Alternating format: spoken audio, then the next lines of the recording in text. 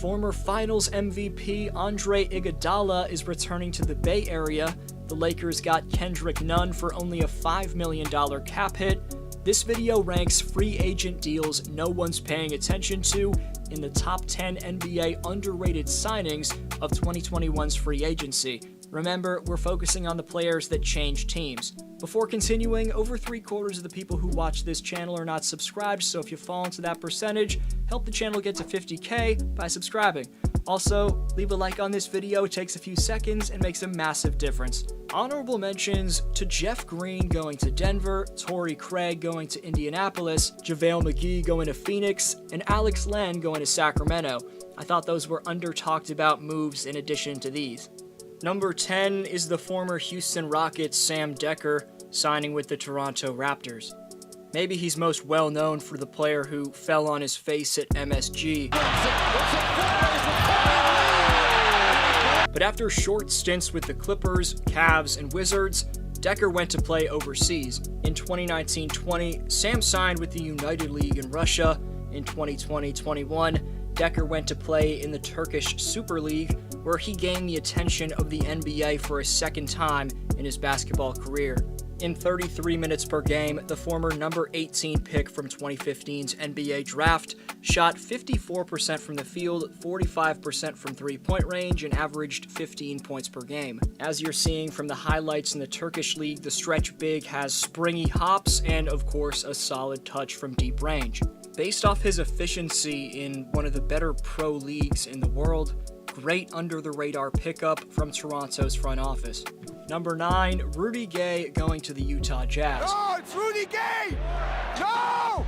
The 15-year veteran and former lottery pick is signing a 2-year, $12.1 million deal to join Donovan Mitchell and Rudy Gobert in Salt Lake City.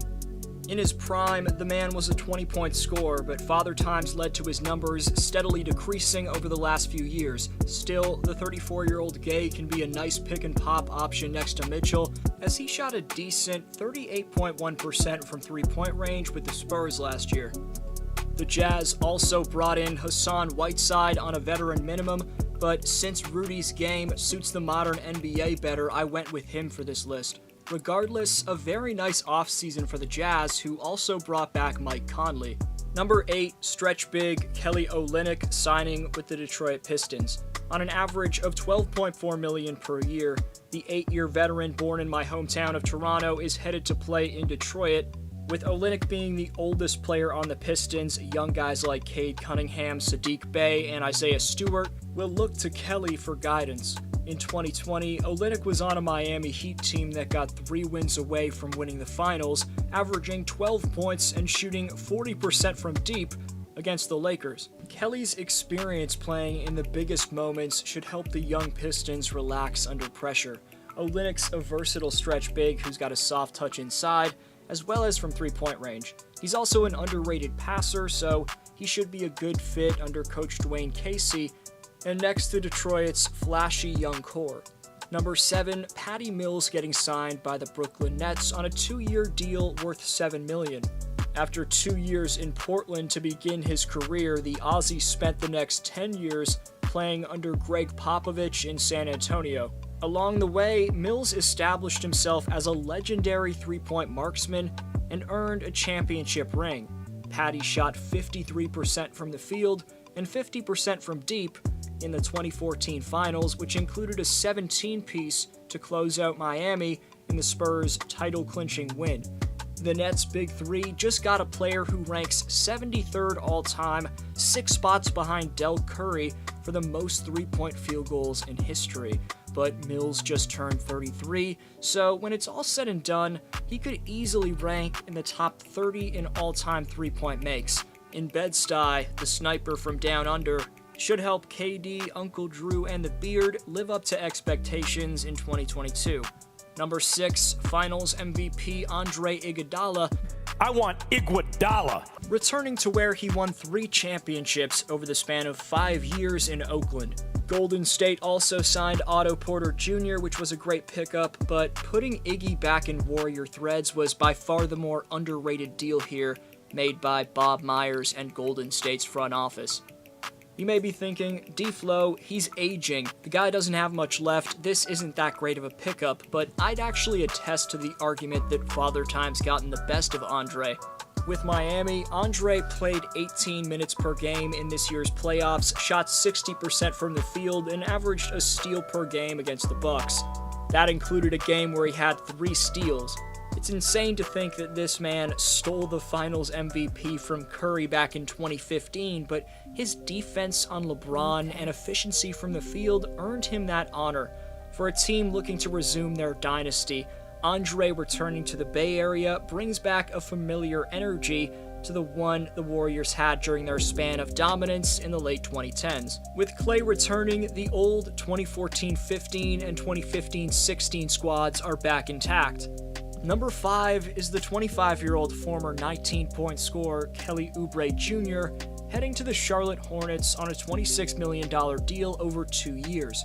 Warrior fans were frustrated by Kelly's inability to stay on the floor, as the Tsunami Poppy missed 17 games, including the most crucial one in the play-in tournament. Following a slow start to 2021, Kelly picked up his game, finishing the season with averages of 15 points, 6 rebounds, to go along with a steal per game on shooting splits of 43.9, 31.6, and 69.5. Obviously, that free throw percentage needs to improve and the man's got to stay healthy, but Oubre Jr.'s a legit scorer at his best, and I think he's become underrated. Great pickup for the Lob City Hornets. Kelly's fast-paced, athletic style of play perfectly fits with what this LaMelo-led Charlotte team has going right now. The Hornets also acquired veterans Mason Plumlee and Ish Smith, plus they drafted impressive prospects James Bouknight and Kai Jones. With all their new additions, who knows how good the Hornets will be in a few years. Number 4, Reggie Bullock going to space the floor next to Luka in Dallas for 3 years and around $30 million. I talked about him when grading the biggest free agent deals, but Dallas adding Reggie got little to no attention from the mainstream media and fans on Twitter and Instagram. But Bullock's a great 3-and-D wing who can guard the opposing team's best player and catch and shoot threes on the other end. That's about everything the Mavs needed, considering they have a man who's going to dominate the ball for 60 to 80% of all possessions in Doncic. Considering they re-upped Boban on a 1-year minimum and kept Tim Hardaway Jr. in Dallas, pretty good offseason from Mark Cuban's Mavs. Number 3 is the savvy Spurs front office led by R.C. Buford picking up Doug McDermott on a 4-year, $42 million deal. Also talked about him in my grading video, but Dougie McBuckets averaged career highs in scoring, rebounds, assists, and field goal percentage while attempting the most shots per game of his career at 10.1. A ton of all-time great sharpshooters have rocked Spur threads. Danny Green, Patty Mills, Matt Bonner, Michael Finley, Steve Kerr, Robert Horry, Mario Elie, Jaren Jackson, Beno Udre, Devin Brown, Manu Ginobili, Tony Parker. San Antonio's trying to make Keldon Johnson their superstar like Duncan was and develop McDermott into one of those all-time great shooters. Number 2 is record-breaking rookie, now soon-to-be third-year player Kendrick Nunn, chasing a ring instead of the bag, and taking a pay cut to sign with LeBron, AD, and Westbrook in LA. While the veteran signings of Carmelo, Dwight, and Trevor Ariza have been the headlining free agent signings for LA, the young pickup of Kendrick Nunn went under the radar. Malik Monk was also a really great pickup, but the product of Illinois Nunn stood out 2 seasons ago after going undrafted, becoming the first rookie since Kevin Durant to score 100 points in the first 5 games of his career. Nunn made a very respectable 38% of his threes on 5.7 attempts, which is the exact volume and efficiency that LA needed to surround their trio with. Number 1, recent NBA champion with the Milwaukee Bucks, PJ Tucker, saying, "In this fall, man, it's very tough. In this fall, I'm going to take my talents to South Beach and join the Miami Heat." And teaming up with Butler, Adebayo, and Lowry. The Heat also signed Markieff Morris in free agency, so all around an A++ offseason for Pat Riley and the Miami Heat. Tucker is one of the best perimeter defenders in basketball. He's automatic from the corner and was a massive part of the Bucks' recent title run. Without his defense on Durant, who knows what would have happened to Milwaukee. Butler, who's usually tasked with guarding the opposing team's top player, will now have much more in the tank for his typical Jimmy bucket getting offensively. Considering the Heat got the wing defense that Tucker provides for just $15 million over 2 years, it's one hell of a pickup, and I think the Heat are top contenders in large part due to acquiring Tucker. In your opinion, which pickup was most underrated? I want to know your take down below. Also, I'm trying to get to know my audience, so follow me on Instagram at DFlowHoops. Thanks the world for sticking around. Hope you have a great one. DFlow signing off.